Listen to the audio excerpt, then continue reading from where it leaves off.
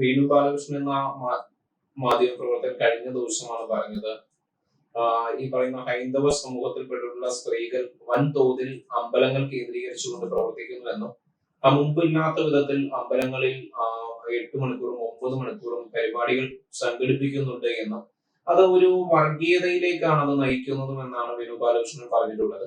അത് മാത്രമല്ല, അദ്ദേഹത്തിന് മാത്രം അഭിപ്രായമല്ല, മുമ്പ് ഏഷ്യാനെറ്റ് ന്യൂസിലെ അബ്ജോദും എല്ലാം തന്നെ സമാനമായിട്ടുള്ള രീതിയിലുള്ള ഒരുപാട് ആക്രമണങ്ങൾ നടത്തിയിരുന്നു. അപ്പോൾ ഇതെല്ലാം സൂചിപ്പിക്കുന്നത് എന്താണ്? ഇതിനെ സൂചിപ്പിക്കുന്നത് ഹിന്ദുവിന്റെ നേരെ എന്തുമാകാം എന്നുള്ള ഒരവസ്ഥയാണ്. ഭാഗവത സപ്താഹങ്ങളെ കുറിച്ചാണ് വേണു പറഞ്ഞതെന്നുള്ളത് വ്യക്തമാണ്. രാവിലെ തുടങ്ങിയാൽ, രാവിലെ 6 മണി തുടങ്ങിയാൽ വൈകിട്ട് 9 മണി വരെ നീണ്ടു നിൽക്കുന്ന ചടങ്ങുകളോടുകൂടി 7 ദിവസം നീണ്ടു നിൽക്കുന്ന ഭാഗവത സപ്താഹം എന്താണെന്ന് വേണുവിനെ അറിഞ്ഞുകൂടാഞ്ഞിട്ടൊന്നുമല്ല, പേടിയില്ലാഞ്ഞിട്ടാണ്. ഹിന്ദുവിനെ പേടിയില്ലാഞ്ഞിട്ടാണ് വേണു അങ്ങനെ പറഞ്ഞത്. വേണു ആ പറഞ്ഞത് മുസ്ലിമിനെ കുറിച്ചാണ്. വേണുവിന്റെ തല കാണുകയില്ലായിരുന്നു. ജോസഫ് സാറിന്റെ കയ്യേ പോയുള്ളൂ, വേണുവിന്റെ തല കാണുകയില്ലായിരുന്നു. അപ്പോ മുസ്ലിമിലും ഉണ്ടല്ലോ ഇതുപോലുള്ള പരിപാടികൾ. അപ്പോ മുസ്ലിം പള്ളിയിലും ഇതുപോലെ രാവിലെ മുതൽ വൈകിട്ട് വരെയുള്ള പരിപാടി ഉണ്ടല്ലോ. മിണ്ടാമോ വേണുവിന്? വേണുവിന്റെ നാക്കല്ല, മൂക്കല്ല, കണ്ണല്ല, തല പോകുമെന്നാണ്. അതുകൊണ്ട് മിണ്ടുകയല്ല.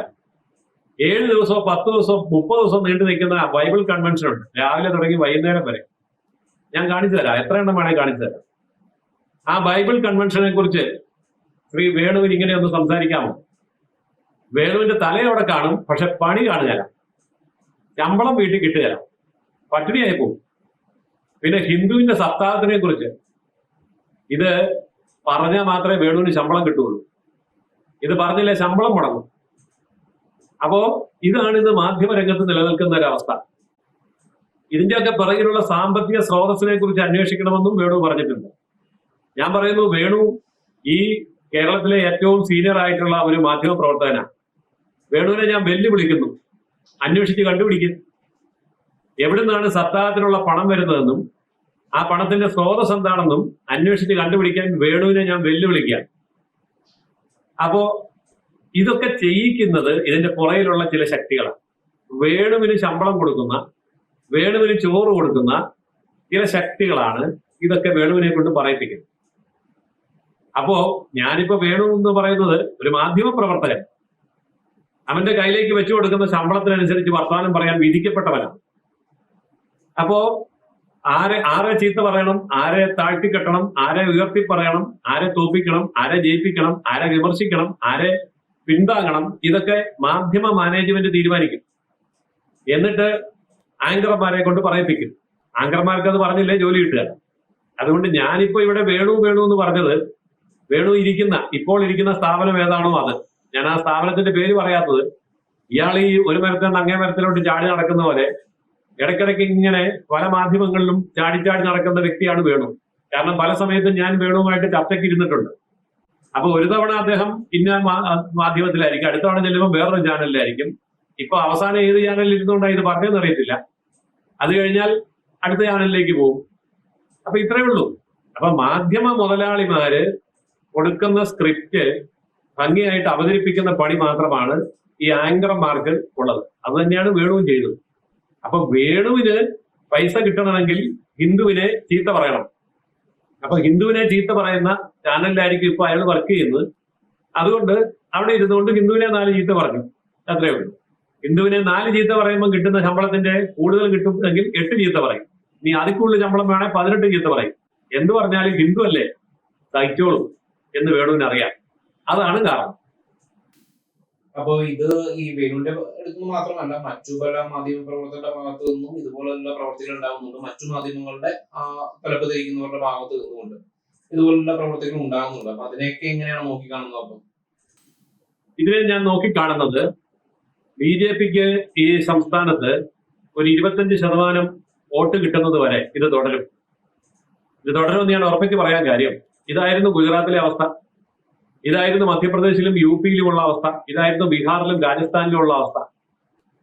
BJPക്ക് ഒരു 25% വോട്ടും അതനുസരിച്ചുള്ള സീറ്റും കിട്ടിക്കഴിഞ്ഞാൽ പിന്നെ ഈ പറഞ്ഞവന്മാരൊക്കെ BJPയെ തൊഴുതുകൊണ്ട് നടക്കും. എന്നിട്ട് BJPക്ക് ജയ് വിളിക്കും.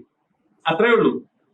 അപ്പൊ അതുകൊണ്ട് ഒരു രാഷ്ട്രീയ ശക്തിയായി മാറാത്തിടത്തോളം കാലം രാഷ്ട്രീയ ശക്തി ഇല്ലാത്തവരെല്ലാം ചീത്ത കേൾക്കും. അവരെ ആരും ചീത്ത വിളിക്കും.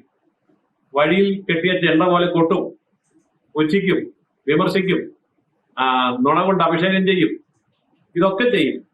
ശക്തി കാണിച്ചെന്നിരിക്കട്ടെ, ഒരു 25% വോട്ട് ഈ പറയുന്ന നിയമസഭാ ഇലക്ഷനിൽ BJP കിട്ടിയെന്നിരിക്കട്ടെ, ഈ പറയുന്ന എല്ലാ ആങ്കർമാരും അപ്പോൾ ജയ വിളിച്ചുകൊണ്ട് BJP പറയുക ജയ് ശ്രീരാമും കൂടെ വേണേ വിളിക്കും. ജയ് ശ്രീരാമോ അതിനപ്പുറമോ വിളിക്കും. കാരണം അത്രേ ഉള്ളൂ ഈ പറയുന്ന ചാനൽ സിംഹങ്ങളൊക്കെ. മുൻപ് ഹരീഷ് എന്ന് പറയുന്ന ഒരു വ്യക്തി ഇതുപോലെ സമാനമായിട്ടുള്ള രീതിയിൽ തന്നെ ക്ഷേത്ര സന്ദർശനം നടത്തുന്ന സ്ത്രീകളുമായി ബന്ധപ്പെട്ടുകൊണ്ട് ഒരു വിവാദ പരാമർശം നടത്തിയിരുന്നു. അത് അദ്ദേഹത്തിന്റെ ഒരു ബുക്കിലും കുറിച്ചിരുന്നു. അതെ, അപ്പൊ അതും ഇതുമായിട്ടൊക്കെ നമുക്ക് കൂട്ടിക്കെട്ടാൻ കഴിയുമോ? സാംസ്കാരിക നായകന്മാരും അതോടൊപ്പം തന്നെ മാധ്യമ പ്രവർത്തകരും ഭാഗത്ത് നിന്നുകൊണ്ട് ഇങ്ങനെയുള്ള പ്രസ്താവനകൾ തുടർന്നുകൊണ്ടേയിരിക്കുന്നു എന്നുള്ള രീതിയിൽ ഈ സാംസ്കാരിക നായകന്മാര്, മാധ്യമത്തിലെ പ്രവർത്തകര്, ഇവരൊക്കെ കിട്ടുന്ന പൈസക്ക് പണിയെടുക്കുന്ന പാവങ്ങളാണ്. അല്ലാതെ ഇവര് വലിയ ആചാര്യന്മാരൊന്നുമല്ല. ഈ സാഹിത്യ സാംസ്കാരിക നായകന്മാരെന്നൊക്കെ പറയുന്നത് സെലക്റ്റഡ് ആയിട്ട് പ്രതികരിക്കാൻ വേണ്ടി അച്ചാരം വാങ്ങിച്ച് നാക്ക് വാടകയ്ക്ക് കൊടുത്തിരിക്കുന്നവരാണ്. നാക്ക് വാടകയ്ക്ക് കൊടുത്ത് ജീവിക്കുന്ന കുറെ പാവങ്ങളുണ്ട്. അവന്മാരുടെ പേരാണ് സാംസ്കാരിക നായകന്മാര്, ബുദ്ധിജീവികള്, പത്രപ്രവർത്തകര്, പിന്നെ കവികള്, എന്നൊക്കെ പറയുന്ന കക്ഷികൾ. അപ്പോ അവർക്ക് പൈസ കൊടുക്കുന്ന, അവാർഡ് കൊടുക്കുന്ന, വിദേശയാത്ര തരപ്പെടുത്തി കൊടുക്കുന്ന, അവരെ പൊന്നാട അണിയിക്കുന്ന, അവരുടെ പടം പത്രത്തിൽ അച്ചടിച്ചു വരുന്ന, അവരുടെ പരിപാടി ചാനലിൽ കൊടുക്കുന്ന ആൾക്കാർക്ക് വേണ്ടി ഏത് വേഷവും കെട്ടാൻ യാതൊരു മടിയും നാണവും മാനവും ഇല്ലാത്ത ഒരുതരം വൃത്തികെട്ട വർഗമാണ് ഈ പറയുന്നത്. അതുകൊണ്ട് അവരിങ്ങനെ പറഞ്ഞുകൊണ്ടിരിക്കും. പിന്നെ ഇതൊന്നും ഇവിടുത്തെ ഹിന്ദുവിനെ ഏശാൻ പോകുന്നില്ല. കാരണം ഈ രാജ്യത്തെ ഹിന്ദു, ഈ സംസ്ഥാനത്തെ ഹിന്ദു, ഇവരൊക്കെ ഈ പറയുന്ന അനുസരിച്ച് ശക്തമായിക്കൊണ്ടിരിക്കുകയാണ്, സംഘടിതമായിക്കൊണ്ടിരിക്കുകയാണ്. ബോധം അവർക്കുണ്ടായിട്ടുണ്ട്. വലിയൊരു മുന്നേറ്റം ഹിന്ദുവിന്റെ ഇടയിൽ സംഭവിക്കുന്നത് ഇവരൊക്കെ ഈ ചീത്ത വിളിക്കുന്നതുകൊണ്ടാണ്. അതുകൊണ്ട് ഞാൻ ഇവരെ അങ്ങേയറ്റം സ്തുതിക്കുകയാണ്. ഇവർ ഇനിയും ചീത്ത വിളിക്കണം, ഇനിയും വിമർശിക്കണം, ഇനിയും ഹിന്ദുവിനെ കുറ്റം പറയണം. അങ്ങനെ പറയും തോറും ഇവിടുത്തെ ഹിന്ദു വളരും, ഹിന്ദു ശക്തരാകും, ഹിന്ദു സംഘടിക്കും. അങ്ങനെ ഒരു ഹൈന്ദവ മുന്നേറ്റം കേരളത്തിലുണ്ടാവും. അതിനിപ്പോൾ ഇവരൊക്കെ ചെയ്യുന്നത് വലിയൊരു സംഭാവനയാണ്. അതുകൊണ്ട് അവരത് തുടരട്ടെ എന്നാണ് എന്റെ അഭിപ്രായം. അല്ല, ഭൂരിപക്ഷത്തിന്റെ ഭാഗത്തു നിന്നുകൊണ്ട് അങ്ങനെ ഒരു രാഷ്ട്രീയ ശക്തിയായി മാറാൻ കഴിയുമെന്ന് തോന്നുന്നുണ്ടോ? ഇപ്പൊ നാളിതുവരെ ആയിട്ട് അങ്ങനെ വലിയൊരു രാഷ്ട്രീയ ശക്തിയായി മാറാനൊന്നും കേരളത്തിൽ കഴിഞ്ഞിട്ടില്ല. അപ്പൊ ഇനി അതിന് കഴിയുമെന്ന് തോന്നുന്നുണ്ടോ?